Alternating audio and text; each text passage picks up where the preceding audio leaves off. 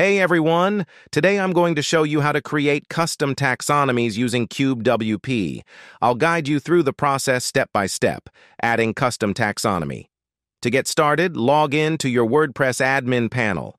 Navigate to CubeWP, Taxonomies, and click on Add New, Basic Settings. Here's where you define the basics of your custom taxonomy.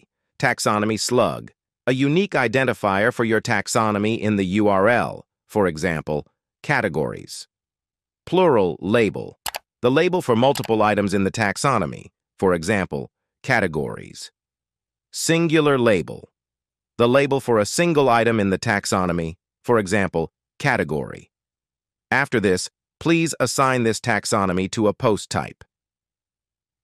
Advanced settings. In this section, you can configure more advanced options. Once you've configured these settings, don't forget to save your changes. Please see the taxonomy where you can use this. Now you have a custom taxonomy ready to use on your WordPress site. Thanks for watching. If you found this helpful, please like and subscribe for more tutorials.